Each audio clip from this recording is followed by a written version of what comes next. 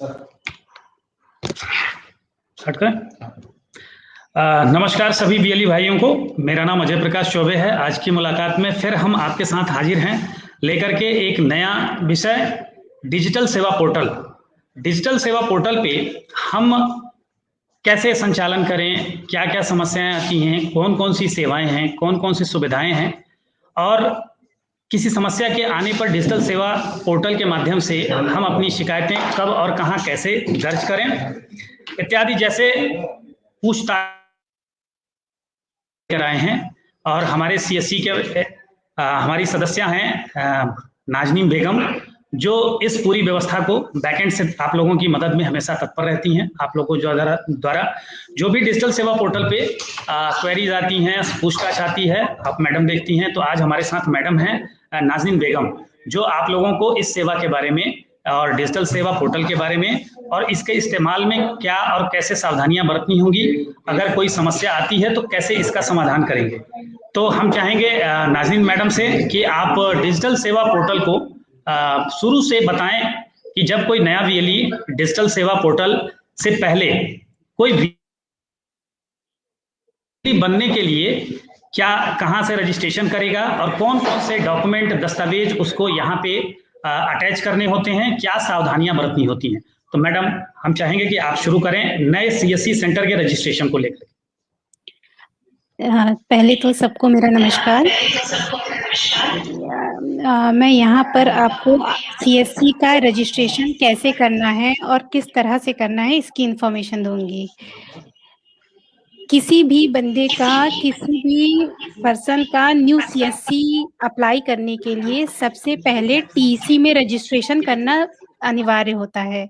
इसके लिए आप सबसे पहले register.csc.gov.in वाली साइट पर जाते हैं। इस साइट पर जाने के बाद आप, ये साइट आप लोगों को दिखाई दे रही होगी, यहाँ पर जाएंगे। यहाँ पर टीसी सर्टिफिकेट के लिए अप्लाई करते हैं। register.csc.gov.in वाली साइट पर जाएंगे। यहाँ पर जाने के बाद अप्लाई में जाने के बाद टीसी सर्टिफिकेट पर क्लिक करेंगे। टीसी सर्टिफिकेट पे क्लिक करने पर पेज रिडायरेक्ट होके आपको टीसी रजिस्ट्रेशन के पोर्टल पर ले जाता है। यहाँ पर जाने के बाद आप टीसी रजिस्ट्रेशन के प्रोसेस पे जाएंगे, अपने आप को रजिस्टर करेंगे टीसी के लिए। यहाँ पर आपको एक फॉर्म आएगा, फॉर्म में आप रिक्वायर्ड डिटेल भरेंगे। नेम एज इट इज आपका जैसे आधार पे लिखा है वैसा ही नाम डालेंगे। जैसे मान लीजिए आपका नाम है अमित कुमार शर्मा और आप यहाँ पर अमित कुमार डाल के रजिस्ट्रेशन करेंगे तो बाद में आपको टीसी में नेम मिसमैच की दिक्कत आएगी सीएससी अप्लाई करते समय। तो ध्यान रहे, अगर आपका नाम आधार पे अमित कुमार शर्मा लिखा है तो आप यहाँ पर भी नाम अमित कुमार शर्मा लिखेंगे।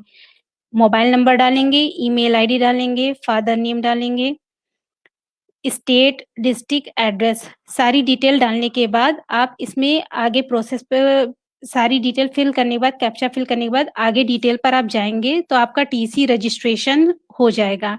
टीसी रजिस्ट्रेशन सक्सेसफुली होने के बाद आपको एक टीसी नंबर मिल जाता है। बाय चांस आपने ये सारी डिटेल भर दी, पेमेंट भी कर दिया, लेकिन उसके बाद आपको टीसी नंबर नहीं मिला, किसी भी रीजन से यूजर आईडी पासवर्ड नहीं मिल पाया, ऐसी कंडीशन में आपको मेल करना होता है tech.support@csc.gov.in इस मेल आईडी पर। मेल आईडी मैं फिर से आपको बता दे रही हूँ। ये मेल आईडी अपनी यहाँ पर भी मेंशन रहती है, आप इसी पोर्टल पे ही देखेंगे तो आपको कॉन्टैक्ट अस में आपको मेल आईडी मिल जाएगी, जिस मेल आईडी पर आपको मेल करना होता है tech.support@cscacademy.org इस मेल आईडी पर मेल करके, अगर मान लीजिए आपका ट्रांजैक्शन सक्सेसफुल हो गया है लेकिन अब तक आपको कोई यूजर आईडी पासवर्ड नहीं मिल पाया है, तो आप इस मेल आईडी पर मेल करके रिक्वायर्ड डिटेल के साथ मेल करके, जो भी फॉर्म में आपने भरा है वो डिटेल मेल करके आप अपना टीसी नंबर, अपना यूजर आईडी पासवर्ड मंगवा सकते हैं। जब आपको टीसी नंबर मिल जाता है, जरूरी नहीं है कि आप इसके सारे मॉड्यूल कंप्लीट करें, आप इसका एग्जाम दें उसके बाद ही आप सीएससी अप्लाई कर पाएँगे। अगर आपको टीसी नंबर मिल गया है, तो आप सीएससी आईडी अप्लाई कर सकते हैं। सीएससी आईडी अप्लाई करने के लिए आपको register.csc.gov.in वाली साइट पर जाना होगा। यहाँ पर अप्लाई में जाके न्यू रजिस्ट्रेशन पर क्लिक करेंगे।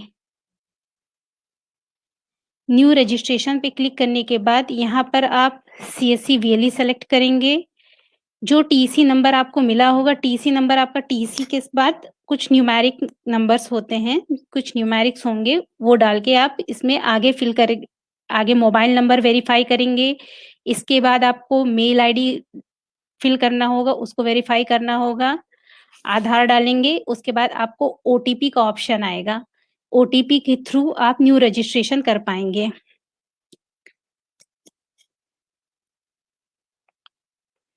एक चीज का ध्यान रखिएगा, अगर आपके आधार में रजिस्टर मेल आईडी और मोबाइल नंबर से पहले ही किसी सीएससी आईडी में लगी हुई है और आप उसके बाद दोबारा से यहाँ पर same mail ID mobile number डालते हैं, तो फिर आपकी आईडी बनने में ईमेल एक्सेसिंग इस टाइप का कुछ एरर आ सकता है। बेटर होगा कि आप unique mail ID, unique mobile number के ही अपडेट हो आपके आधार में। आप यहाँ पर सबमिट ओटीपी सबमिट करने के बाद आपको एक पेज ओपन होगा, जहाँ पर आपको पूरी डिटेल फिल करनी होगी न्यू सीएससी रजिस्ट्रेशन के लिए। हमारे बहुत सारे वीएलई ये गलती करते हैं न्यू रजिस्ट्रेशन करते समय, जिसकी वजह से उनका सीएससी एप्लीकेशन बार-बार रिजेक्ट होता रहता है। आप हमेशा ध्यान रखें, आप डिटेल प्रॉपर भरेंगे। मान लीजिए आप बलरामपुर डिस्ट्रिक्ट से हैं या आप लखनऊ डिस्ट्रिक्ट से हैं और आपका आधार है बाराबंकी का या मान लीजिए रामपुर का, कहीं और डिस्ट्रिक्ट का आधार है और आप सीएससी अप्लाई कर रहे हैं, तो आप आधार लगा रहे हो रामपुर का और आप रह रहे हो इस समय पे लखनऊ में, तो ऐसी कंडीशन में आपका सीएससी एप्लीकेशन रिजेक्ट हो जाएगा। आप केवाईसी डॉक्यूमेंट में कोई भी आईडी प्रूफ, एड्रेस प्रूफ में जो भी डॉक्यूमेंट लगा रहे हैं, उसमें आपका डिस्ट्रिक्ट, आप प्रेजेंटली जिस डिस्ट्रिक्ट में सीएससी आईडी चलाना चाहते हो, इसका मतलब है कि आप प्रेजेंटली वहीं पर रह रहे हो। तो आपका सीएससी में जो आईडी प्रूफ, एड्रेस प्रूफ लग रहा है, उसमें वही डिस्ट्रिक्ट मेंशन होना चाहिए जहाँ के लिए आप सीएससी अप्लाई कर रहे हो। अगर आप किसी और डिस्ट्रिक्ट का आईडी प्रूफ लगाओगे तो वो मान्य नहीं है। इसके अलावा आप बैंकिंग डॉक्यूमेंट में कैंसिल चेक या पासबुक दोनों ही चीज़ें अपलोड कर सकते हो। ये ज़रूरी नहीं है कि आप कैंसिल चेक ही लगाओ। वहाँ पर मेंशन होता है कैंसिल चेक, लेकिन ये मैंडेटरी नहीं है कि आप उसमें कैंसिल चेक ही लगाएँ। आप वहाँ पर पासबुक भी लगा सकते हैं। इस चीज़ का ध्यान रखिएगा, आप जो भी डॉक्यूमेंट लगा रहे हैं, कैंसिल चेक या पासबुक, दोनों में ही आपका नाम, अकाउंट नंबर और आईएफएससी कोड मेंशन होना ज़रूरी है। नाम, अकाउंट नंबर, आईएफएससी कोड तीनों चीज़ें बैंक के द्वारा लिखी होनी चाहिए। कोई भी आपका हैंडराइटिंग वाला एक्सेप्ट नहीं होगा। मान लीजिए आपके चेक पे आपका नाम नहीं लिखा है और आपने हैंडराइटिंग से सिग्नेचर कर दिया है, तो वो सिग्नेचर एक्सेप्ट नहीं होते हैं। एक्सेप्ट होगा आपका सिर्फ बैंक द्वारा प्रिंटेड नेम, अकाउंट नंबर और आईएफएससी कोड, चाहे वो पासबुक हो, चाहे वो कैंसिल चेक हो, दोनों ही चीज़ों में। आप नेट बैंकिंग का कोई डॉक्यूमेंट नहीं लगा सकते हैं। आपको सिर्फ पासबुक और कैंसिल चेक लगाना है। तीसरी चीज़ ध्यान में रखना ज़रूरी है, आपका नाम अगर अमित कुमार शर्मा आपने सीएससी अप्लाई किया हुआ है और आपके बैंकिंग डॉक्यूमेंट में अमित शर्मा लिखा है, तो वो भी एक्सेप्टेबल नहीं होगा। यहाँ पर नेम मिसमैच का इश्यू आएगा, तो आपके बैंकिंग डॉक्यूमेंट में भी अमित कुमार शर्मा ही होगा, तभी अप्रूव हो पाएगा। यानी आपका नेम मैच होना ज़रूरी है। जब आप सीएससी रजिस्ट्रेशन कर लेते हैं, आपका रजिस्ट्रेशन के बाद आपका जो एप्लीकेशन एक्सेप्ट या रिजेक्ट होता है, उसका बेस यही होता है कि आपका बैंकिंग डॉक्यूमेंट करेक्ट होना चाहिए, आपका केवाईसी डॉक्यूमेंट भी करेक्ट होना चाहिए। पूरा फॉर्म फिल करने के बाद, सबमिट करने के बाद आपकी आईडी पासवर्ड जब अप्रूव हो जाता है, आपको आपकी मेल आईडी पर ही आईडी पासवर्ड मिल जाता है। आपकी मेल आईडी पर आपको नो रिप्लाई करके एक मेल जाता है सीएससी के एंड से। उसमें आपका यूज़र आईडी और पासवर्ड होता है। 12 अंकों की सीएससी आईडी होती है और पासवर्ड होता है। बाय चांस आपको आईडी पासवर्ड नहीं मिल पाया है, मेल पर नहीं मिल पाया है, आपको लगता एप्लीकेशन स्टेटस भी कंफर्म नहीं हो पा रहा है, आप यहाँ पर ट्रैक एप्लीकेशन में अपना एप्लीकेशन नंबर डाल के उसका स्टेटस चेक कर सकते हैं कि क्या स्टेटस है। अगर आपका एप्लीकेशन एक्सेप्ट हो गया होगा तो आपको स्टेटस दिखाएगा कि एप्लीकेशन आपका एक्सेप्ट हो चुका है। अगर आपका आईडी बन गई होगी तो आपको आपकी आईडी शो करेगी, एप्लीकेशन नंबर डाल के सर्च करने पर आपको आईडी शो हो जाएगी। आईडी शो हो जाती है, कभी-कभी मेल पर आने में आपको टाइम लगता है, यूज़र आईडी पासवर्ड आपकी मेल पर नहीं आ पाता है टाइमली। तो ऐसी कंडीशन या आता भी है स्पैम में होता है जिसे आप चेक नहीं कर पाते हैं, तो आपको लगता है कि आपका यूज़र आईडी बन गया है लेकिन आपको यूज़र आईडी पासवर्ड मिला नहीं है। ऐसी कंडीशन में आप दोबारा से अगर आपको वहाँ पर यूज़र आईडी पासवर्ड मिल गया है, यूज़र आईडी मिल गई है, 12 अंकों की सीएससी आईडी मिल चुकी है, तब आप माई अकाउंट में जाके अपनी 12 अंकों की सीएससी आईडी यहाँ पर फिल करेंगे। फिंगरप्रिंट फिंगरप्रिंट के थ्रू ही आप यहाँ पर कर सकते हैं।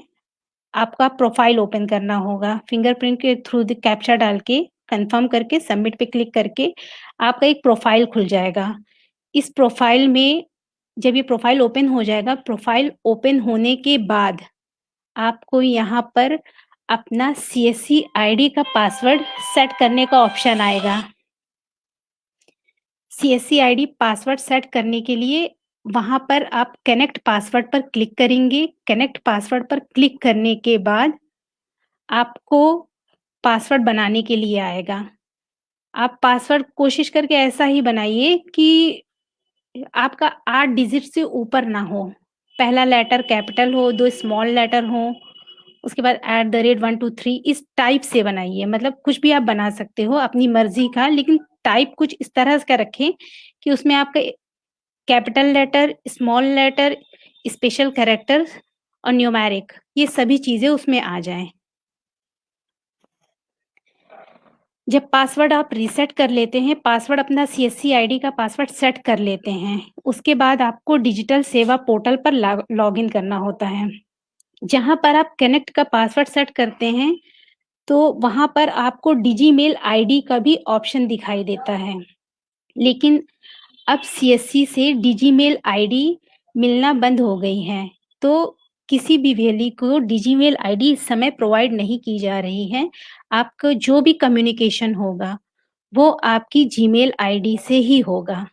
जो आपने सीएससी में रजिस्ट्रेशन करते समय जीमेल आईडी दी है, उसी मेल आईडी पर ही आपके सारे कम्युनिकेशन होंगे। आपको कोई मैसेज, कोई नोटिफ़िकेशन दिया जाना है, तो वो आपको आपकी उसी रजिस्टर मेल आईडी पर शेयर किया जाएगा। इवन सीएससी आईडी अप्रूव या रिजेक्ट का भी मैसेज आपको वहीं पर मिलेगा। इसके बाद हम आते हैं सीएससी पोर्टल लॉगिन के प्रोसेस पे। मैडम जी। अब जैसा कि आपने अभी तक सीएससी के लिए नए आईडी के लिए आवेदन करने का जो प्रक्रिया है आपने बताया। जी। अब यहाँ पे मैं थोड़ा सा बीएलईज और संभावित बीएलईज भाइयों के लिए मैं कुछ चीज़ें अपडेट करूँगा कि सीएससी वास्तव में एक व्यवस्था है जो सरकार द्वारा आप लोगों को दी जाती है अपने स्थानीय क्षेत्रों में सरकारी तथा गैर सरकारी सेवाओं को आम जनता के बीच में ले जाने के लिए। तो जाहिर सी बात है कि ये आपके लिए एक रोजगार सृजन करता है, साथ ही साथ स्थानीय नागरिकों को सरकार तथा गैर सरकारी जो भी सेवाएं उपलब्ध हैं उनसे जोड़ने का एक माध्यम जरिया बनता है। तो आप लोगों को सीएससी आईडी मिलने के साथ ही कुछ जरूरी कार्य करने होते हैं, जैसे कि इस पूरे सीएससी आईडी बनाने के कार्यक्रम में, आवेदन के कार्यक्रम में आपका जो कॉन्टैक्ट डिटेल होता है वो हमारे सीएससी के जो डिस्ट्रिक्ट मैनेजर होते हैं उनके साथ साझा नहीं होता, चाहे किसी के साथ भी साझा नहीं किया जाता है।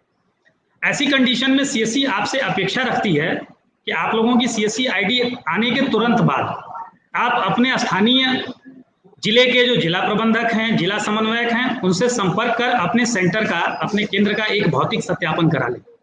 ये सबसे ज़्यादा ज़रूरी होता है।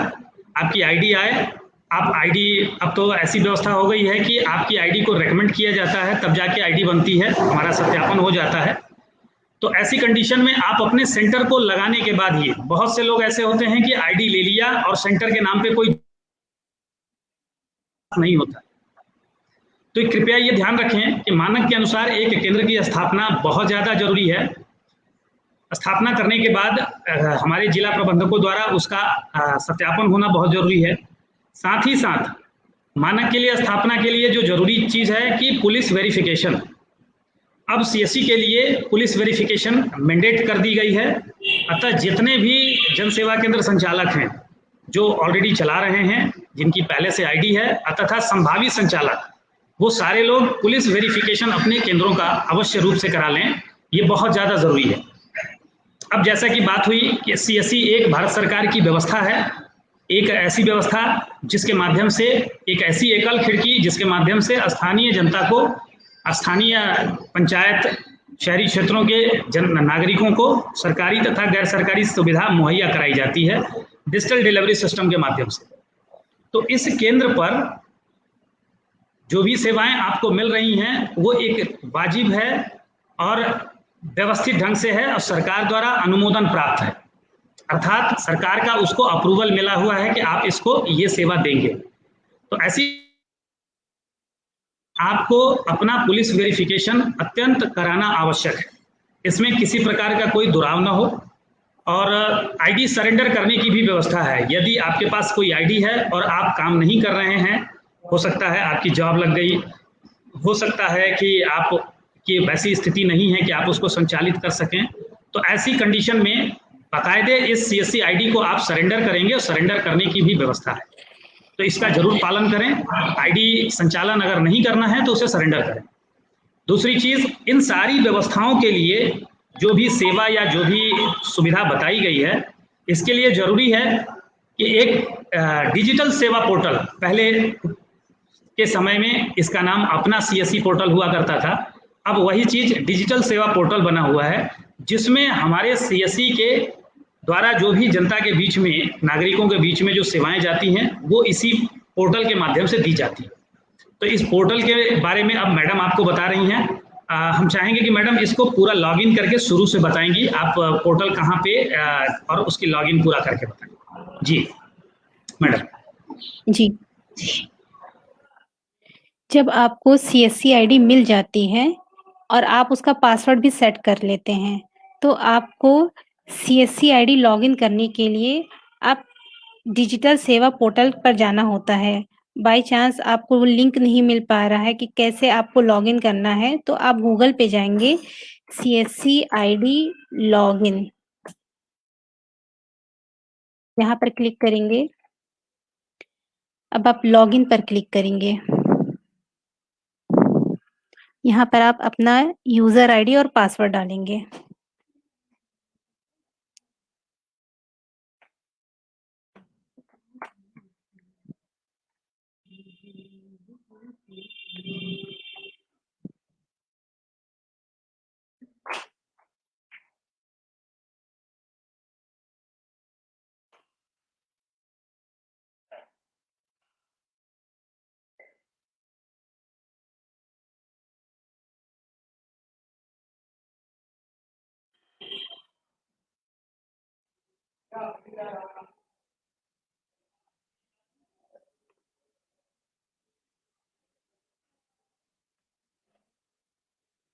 अभी हम ये सीएससी आईडी लॉगिन हो चुकी है। सीएससी आईडी लॉगिन करने के बाद आपका ये सीएससी पोर्टल ओपन है। अब इसमें आप सर्विसेज को चेक कर सकते हैं, कोई भी सर्विस यूज कर सकते हैं। जैसे कोई भी सर्विस आपको यूज करना है, आप यहाँ से भी सर्च कर सकते हैं। जैसे आपको पैन सर्विस यूज करना है या फिर आपको पासपोर्ट सर्विस यूज करना है, या फिर मान लीजिए आपको फ्लाइट टिकट बुक करना है तो आप यहाँ पर से सर्च भी कर सकते हैं। कोई भी सर्विस आप यहाँ पर से डायरेक्टली सर्च भी कर सकते हैं। बाकी आपका इसमें यहाँ पर ऑप्शन दिए रहते हैं, जिन पे आइकन से आप सेलेक्ट करके सर्विस यूज़ कर सकते हैं।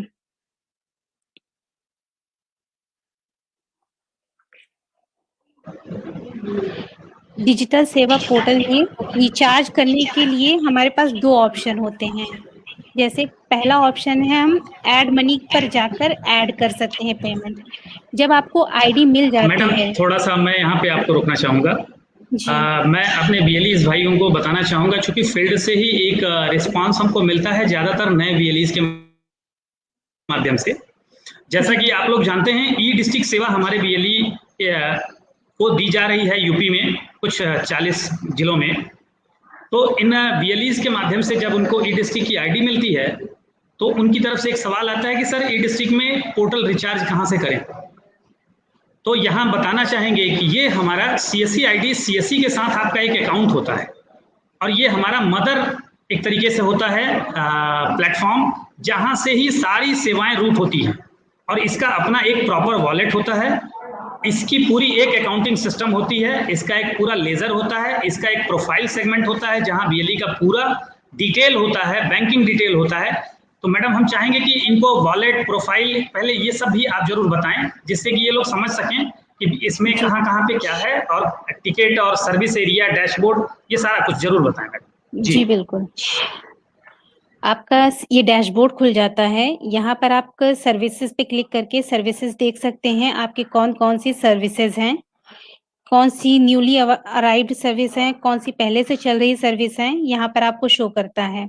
ये आपका वॉलेट का ऑप्शन है। आपका वॉलेट तभी एक्टिव होता है जब आप पहले बार में इसका वॉलेट पिन सेट कर लेते हैं।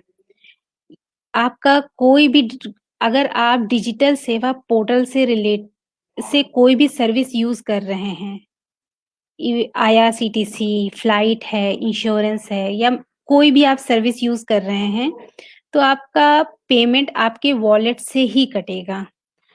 कहीं चाहे पेज कोई भी ओपन हो जाए, सर्विस यूज़ करते समय फ्लाइट का पेज ओपन हो जाए, आईआरसीटीसी की सर्विस यूज़ करें तो आईआरसीटीसी के पेज पे जाएगा, लेकिन वो रीडायरेक्ट करके पेमेंट के लिए आपको आपके सीएससी पोर्टल पर ही लाएगा। सीएससी पोर्टल में वॉलेट आपका तब एक्टिव होता है जब आप आईडी मिलने के बाद अपना वॉलेट पिन सेट करते हैं। वॉलेट पिन सेट करने के लिए आप अकाउंट में जाएँगे। डैशबोर्ड देख रहे हैं? इसमें आपको यहाँ पर ऑप्शन मिलता है अकाउंट। अकाउंट पे जाएँगे, अकाउंट में माय प्रोफाइल पे क्लिक करेंगे। माय प्रोफाइल में चेंज वॉलेट पिन पे टिक करेंगे। यहाँ पे आपसे पूछा जाता है कि क्या आप अपना करंट वॉलेट पिन जानते हैं? आपने पहली बार आईडी लॉगिन की है तो ज़ाहिर है आपका कोई वॉलेट पिन नहीं होगा। आप यहाँ पर नो कर दीजिए। फिर यहाँ पे मैसेज आता है कि आप अपना पिन ओटीपी किस पर चाहते हैं। आप मोबाइल सेलेक्ट कर लीजिए। आपको मोबाइल पर ओटीपी जनरेट ओटीपी करेंगे, आपके मोबाइल पर एक ओटीपी जाएगा, वो ओटीपी डालेंगे, फिर पिन सेट करेंगे। पिन आपका 6 डिजिट का होना चाहिए। 6 डिजिट का ही पिन एक्सेप्ट करेगा। जब यहाँ पे वॉलेट पिन आप सेट कर लेंगे, कभी आपको पोर्टल में पेमेंट ऐड करते समय या कोई सर्विस का पेमेंट करते समय या कभी भी वॉलेट पिन का एरर आता है, तो आपको वॉलेट पिन चेंज करने की प्रक्रिया यही रखनी होगी। अकाउंट में जाएँगे, माय प्रोफाइल में जाएँगे, चेंज वॉलेट पिन पे क्लिक करके अपना वॉलेट पिन सेट करेंगे। इसके अलावा इसमें आपको ऑप्शन दिए जाते हैं ऐड मनी करने का। आप अपने वॉलेट पे जाएँगे, यहाँ पर ऐड मनी पे क्लिक करेंगे। ऐड मनी करते समय आपको ध्यान देना है, व ऐड मनी के 2 ऑप्शन हैं। एक ऑप्शन है आप ऐड मनी पे क्लिक करके पेमेंट ऐड कर सकते हैं। दू जब आप ऐड मनी पे क्लिक करेंगे, तो ऐड मनी पे दूसरा ऑप्शन है आपका एनईएफटी आईएमपीएस। पहले हम आपको ये एनईएफटी आईएमपीएस के बारे में बता दें।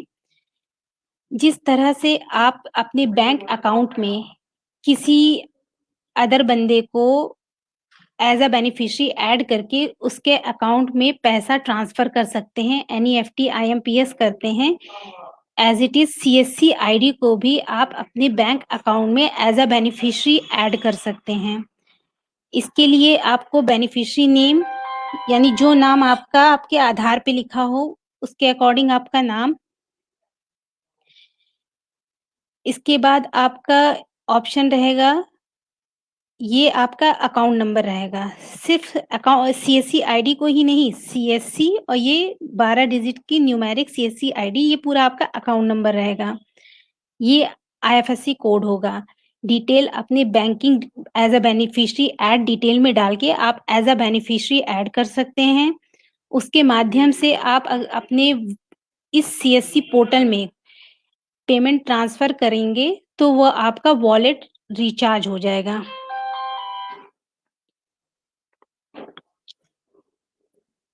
वॉलेट रिचार्ज की समरी आपको यहाँ पर दिखाई देती है कि आपके वॉलेट में इस समय कितना बैलेंस है।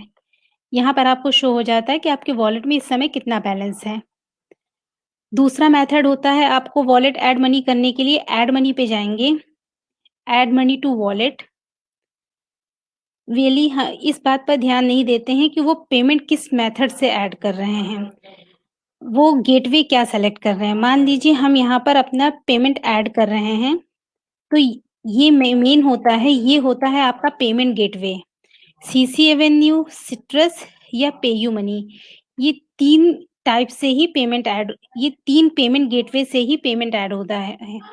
आप लोगों को कभी मान लीजिए पैसा ऐड करते समय ट्रांजैक्शन फेल हो जाता है, तो यही जानकारी नहीं होती है कि उन्होंने पेमेंट ऐड किस तरीके से किया था।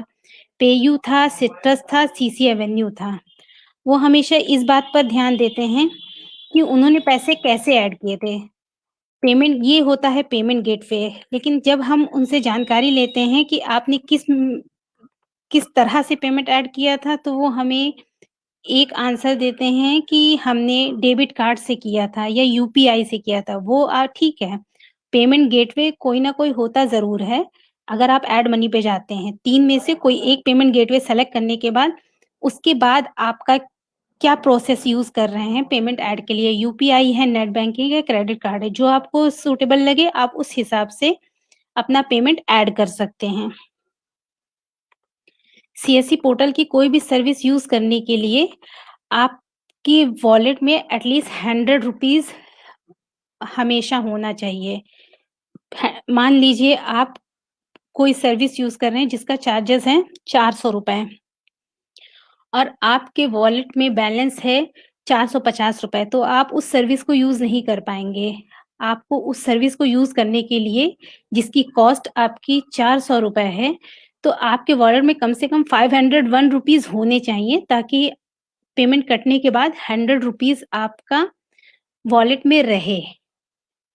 तो आपको कभी भी कोई भी वरना आपका इनसफिशिएंट बैलेंस का एरर आएगा। वॉलेट ऐड मनी करते समय अगर कभी पैसा कट जाता है और आपका ट्रांज़ैक्शन सक्सेसफुल नहीं होता है, पेमेंट फेल्ड हो जाता है और आपके बैंक से पैसा कट गया, आपके वॉलेट में नहीं आया। ऐसी कंडीशन में आप कम से कम 24 से 48 घंटे वेट करने के बाद कंप्लेंट टिकट जनरेट कर सकते हैं। 24 से 48 घंटे में आपके बैंक अगर ट्रांज़ैक्शन फेल्ड है, तो पैसा आपके बैंक में जाएगा, लेकिन अगर ट्रांज़ैक्शन सक्सेसफुल हुआ है, तो पैसा आपके वॉलेट में आएगा। आप किसी भी सर्विस में कोई इश्यू फेस कर रहे हैं, तो आपको इस सीएससी पोर्टल में ही कंप्लेंट टिकट जनरेट करने का एक ऑप्शन आता है। कंप्लेंट टिकट जनरेट करने के लिए आप सपोर्ट पे जाएँगे, सपोर्ट में टिकट पे क्लिक करेंगे। यहाँ पर आपको ऑप्शन आता है क्रिएट टिकट। क्रिएट टिकट में I have a query related to CSC product and services. अगर आप किसी प्रोडक्ट से रिलेटेड कोई सर्विस की या कुछ इन्फॉर्मेशन ऐसी चाहते हैं, तो आप इस पे क्लिक करके अपना कंप्लेंट टिकट जनरेट कर सकते हैं। मान लीजिए आपने कोई चीज़ परचेज़ की या सीएससी पोर्टल से किसी सर्विस का यूज़ किया और उसमें दिक्कत आ रही है, तो आप complaint ticket I have done a purchase. जैसे मान लीजिए कोई आप ट्रांजैक्शन आपने किया और उस वो ट्रांजैक्शन फेल्ड था, या कोई किसी भी वजह से आप उस ट्रांजैक्शन आपने जो ट्रांजैक्शन किया उसका आउटपुट आपको नहीं मिल पाया। मान लीजिए आपने आईआरसीटीसी के से एक टिकट बुक किया और टिकट बुक करने के बाद आपका ट्रांजैक्शन फेल्ड हो गया, ना आपका टिकट बुक हुआ और ना ही और आपके वॉलेट से पेमेंट भी कट गया। ऐसी कंडीशन में I have done a purchase, इस पर क्लिक करके आप कंप्लेन टिकट जनरेट कर सकते हैं। ध्यान रहे, आप कंप्लेन टिकट तभी जनरेट करें जब आपका दिया हुआ टाइम कंप्लीट हो गया हो, मोर देन 24 आवर्स। अगर आपका 24 घंटे से ज़्यादा का टाइम हो गया है और आपकी ट्रांज़ैक्शन का स्टेटस नहीं मिल पा रहा है, जिस सर्विस के लिए आपने अमाउंट यूज़ किया, उस सर्विस की फैसिलिटी आपको नहीं मिल पाई है, तब आप इस पर कंप्लेन टिकट जनरेट करेंगे।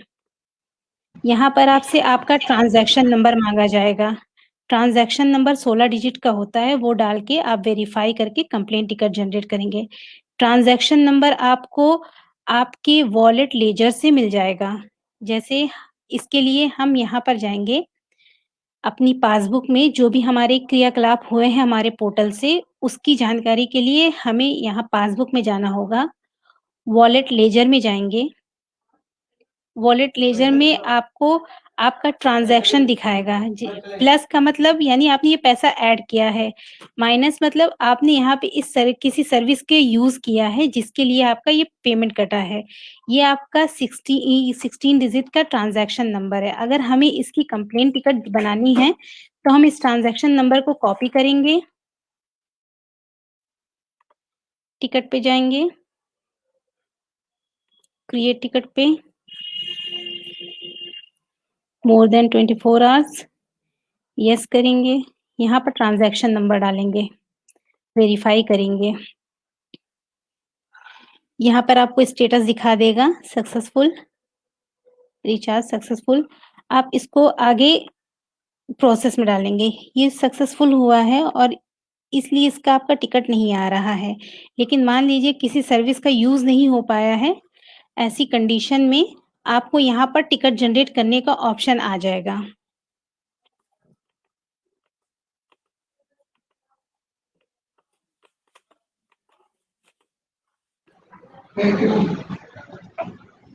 मैडम इसी यहाँ पे तरह मैं बोलना चाहूँगा।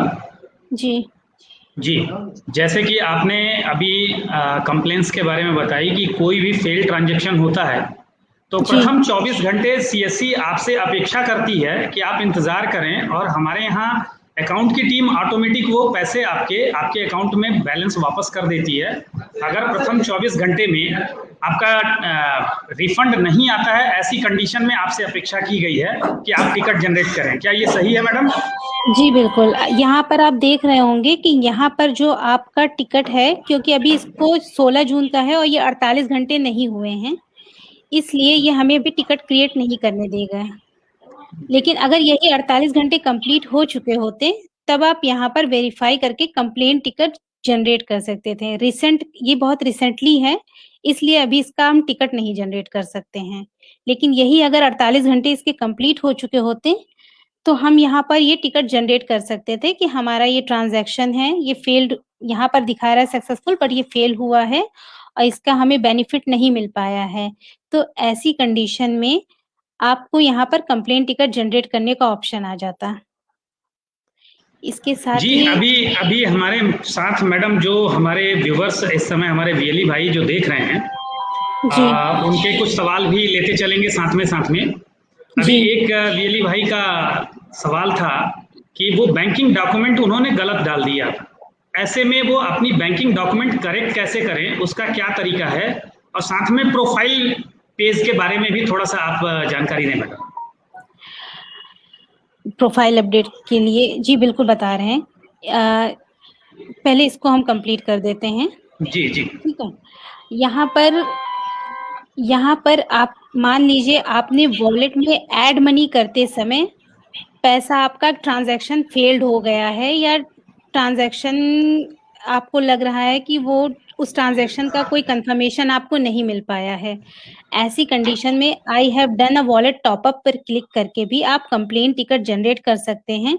यहाँ पर भी सेम कंडीशन है, आपका 48 आवर हो गए हों, 24 से 48 घंटे का टाइम हो गया हो, तब आप कंप्लेंट टिकट जनरेट करें, क्योंकि 24 से 48 घंटे के अंदर पेमेंट सीएससी आपको ऑटो रिफंड कर देता है। आपके अगर सक्सेसफुल है तो आपके वॉलेट में, अगर फेल्ड ट्रांज़ैक्शन है तो आपके बैंक में पेमेंट रिफंड हो जाता है। यहाँ पर कंप्लेंट टिकट आप जब भी जनरेट करते हैं, कंप्लेंट टिकट जनरेट करने के 3 दिन का वेट करना होता है आपको। 3 दिन वेट करेंगे, आपकी कंप्लेंट रिज़ॉल्व हो जाएगी, या अगर कुछ समस्याएँ ऐसी होती हैं जो आपको लग रहा होता है कि आपकी ये प्रॉब्लम है, लेकिन वो एक्चुअल में प्रॉब्लम नहीं होती, तो एट लीस्ट अगर आप यहाँ पर कंप्लेंट टिकट जनरेट करेंगे तो उसका रेज़ोल्यूशन ही आपको मिल जाएगा कि आप जो चीज़ क्वेरी पूछ रहे हैं उसका आंसर ये है। तो यहाँ पर टिकट जनरेट करना इम्पोर्टेंट है, यहाँ पर टिकट जनरेट करिए, आपकी इश्यू 3 दिन के अंदर रिज़ॉल्व हो जाएँगे। फिर भी अगर कहीं पर आपको कोई समस्या आती है तो आप अपने ज़िले के डिस्ट्रिक्ट मैनेजर से बात कर सकते हैं, उनको अपनी इश्यूज़ शेयर कर सकते हैं। वो आपकी इश्यू आगे एस्केलेट करेंगे। अभी अजय जी, जैसा आपने कहा कि प्रोफ़ाइल अपडेट करने का प्रोसेस हम बता दें। प्रोफ़ाइल हमारे वीएलई ने एक क्वेरी की है कि उन्होंने प्रोफ़ाइल अपडेट करते समय अपनी डिटेल गलत भर दी है। तो आप लोग जो भी अपना प्रोफ़ाइल अपडेट करते हैं, अब वो आपसे गलती से गलत हो गया हो या जो भी है, वो आप आगे से चेक हो जाएगा। चेक होने के बाद वो रिजेक्ट हो जाता है। अगर डिटेल गलत हैं, तो वो रिजेक्ट हो जाएगा। रिजेक्ट होने के बाद आपको दोबारा अपडेट करने का ऑप्शन आएगा। इस समय पे आपका क्यूसी जो भी आप प्रोफ़ाइल अपडेट कर रहे हैं, वो 2 से 3 दिन के अंदर अप्रूव या रिजेक्ट हो रहा है। तो आपने अगर मान लीजिए आज ही गलत प्रोफ़ाइल अपडेट कर दिया है, तो 24 घंटे वेट कर लीजिए, 2 से 3 दिन के अंदर वो आपका रिजेक्ट हो जाएगा अगर गलत है। अगर डिटेल सही है, एक्यूरेट है, तो वो आपका अप्रूव हो जाएगा।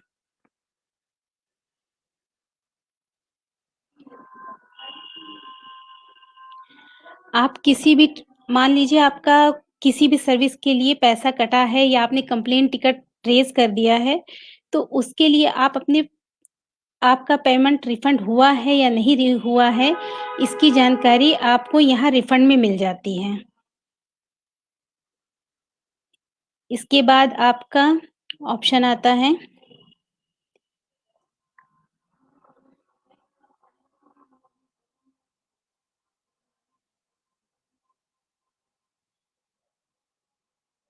Order history. ऑर्डर हिस्ट्री में आपने क्या प्रोडक्ट ऑर्डर किया, उसकी क्या कॉस्ट थी, उस पे आपका क्या कमीशन मिला, ये सारी डिटेल आपके ऑर्डर हिस्ट्री में रहती है। आपने रिलायंस जियो का रिचार्ज किया, कंज़्यूमर नंबर इस नंबर पे, ये आपका सर्विस का चार्ज था, इसमें आपका कमीशन 95 पैसे मिला, टीडीएस आपका 5 पैसे कटा। ये यहाँ ऑर्डर हिस्ट्री में आपको आपके ट्रांज़ैक्शन की पूरी डिटेल शो करती है।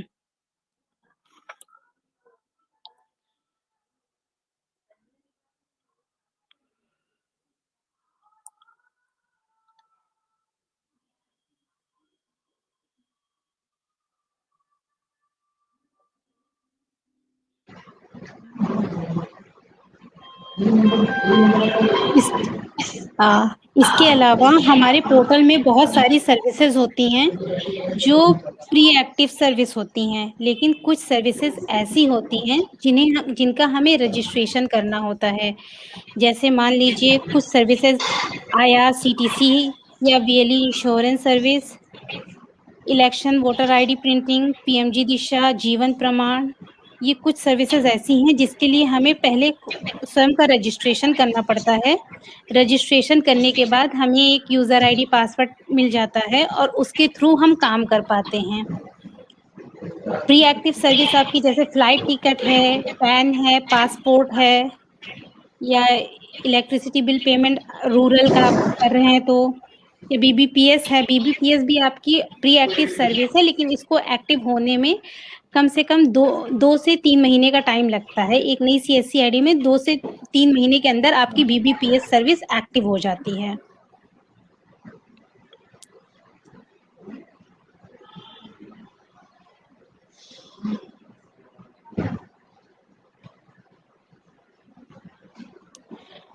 आप लोगों से एक निवेदन है, आप लोग प्रोफाइल अपडेट करते समय हमेशा इस चीज का ध्यान रखें, जो भी प्रोफाइल में अगर आप बैंकिंग डॉक्यूमेंट लगा रहे हैं, मान लीजिए कैंसिल चेक या पासबुक, तो उसको बहुत ध्यान से लगाइए, रीडेबल स्थिति में, ब्लर ना हो, रीडेबल स्थिति में होना चाहिए कि हम उसे रीड कर सकें, पढ़ा जा सके। बहुत सारे लोग अपना कैंसिल चेक लगाते हैं, अकाउंट नंबर दिखाई दे रहा है, लेकिन उसमें आईएफएससी कोड बहुत ब्लर होता है। ब्लर होने की वजह से हमें उसे रिजेक्ट ही करना होता है, क्योंकि जब चीज़ें रीडेबल नहीं होंगी, हम अप्रूव नहीं कर पाएँगे।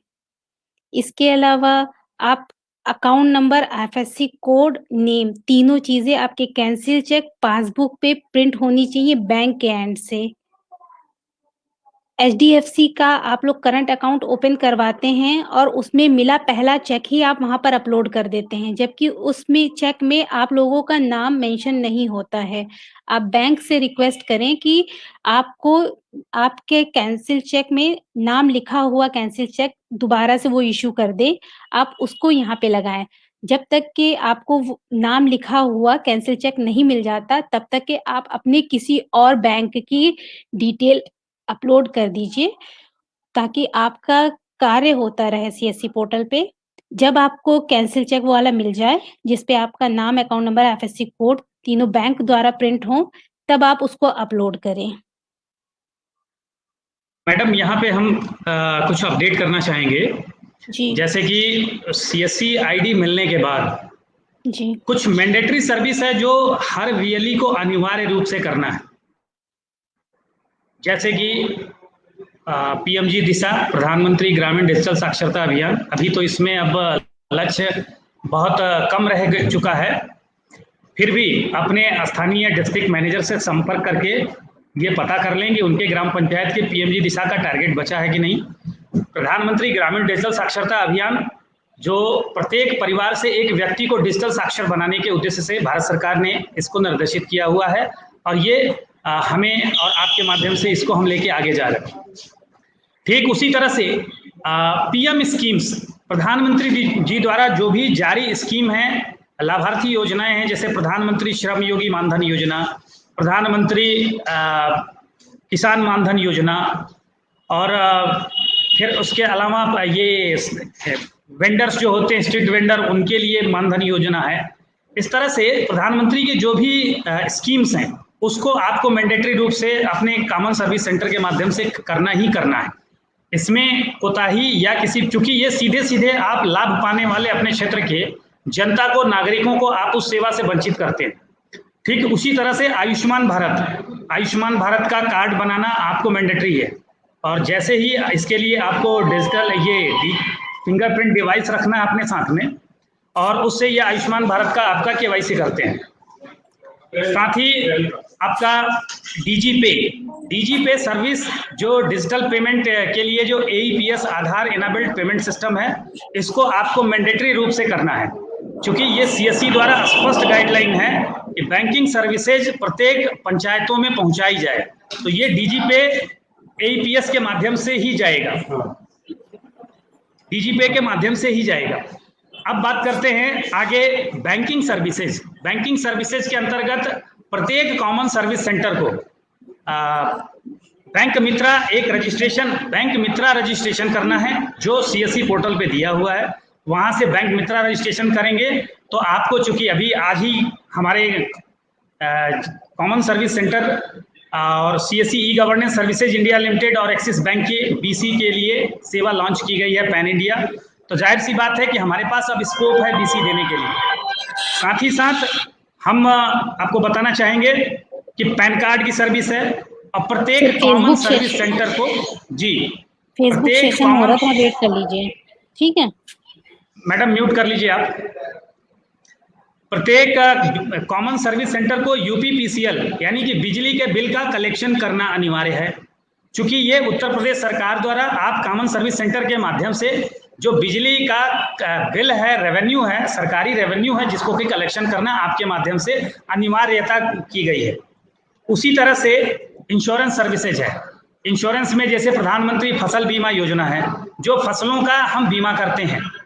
जाहिर सी बात है, अगर किसी एक इंश्योरेंस से जिस किसी भी व्यक्ति का डैमेज या जो उसकी क्षति हुई है उसकी पूर्ति की गई है, आज उसके दिल से जाके पूछिएगा, या जिसका नुकसान हो गया और उसने बीमा नहीं कराया था अपने फसलों का, आज उसके दिल से पूछिएगा। तो ये एक बहुत ही आवश्यक सर्विस है जो कॉमन सर्विस सेंटरों को 100% देना ही देना है। ठीक उसी तरह से बात करें अपने कॉमन सर्विस सेंटर के माध्यम से हेल्थ की सर्विसेज हैं, बहुत सारे अलग अलग, आयुर्वेदा, एलोपैथिक, ई पशु चिकित्सा है पशुओं को। इसके अलावा हमारे यहाँ एक सर्विस चल रही है किसान विज्ञान केंद्र, सीधे फसलों के स्वास्थ्य की व्यवस्था देख रहे हैं। कृषि वैज्ञानिक हमारे फसलों के पत्तियों को, टहनियों को, या जो कुछ भी आप लक्षण बताते हैं उसके आधार पर वो आपको उसकी रेमेडी बताते हैं। तो जाहिर सी बात है, अपने आप में किसान जन सेवा के कॉमन सर्विस सेंटर हमारा अपने आप में पूर्ण रूप से एक एकीकृत सेवा केंद्र है, जहां पे एक आम जनता के लिए हर प्रकार की सेवा और सुविधा उपलब्ध है। साथ ही एक भाई ने हमसे सवाल किया कि पुलिस वेरिफिकेशन का प्रोसेस क्या है। अभी तो पुलिस वेरिफिकेशन देखिए 2 प्रकार से होता है। एक तो सीसीटीएन, जो पब्लिक का क्राइम कंट्रोल ट्रैकिंग नेटवर्क होता है, उस नेटवर्क पे उनकी जो एक सिंगल विंडो प्लेटफॉर्म है जहां पे होते हैं, तो वहां पे भी आप आवेदन कर सकते हैं। और जहां पे सीसीटीएन की व्यवस्था नहीं है या नहीं कर पा रहे हैं, तो वहां पे मैनुअल व्यवस्था है। आप संबंधित थाना पुलिस से संपर्क करके इसके लिए आप आवेदन अर्जी दे देंगे तो आपका एक बाकायदे पुलिस वेरिफिकेशन हो जाएगा। ठीक है, अब आते हैं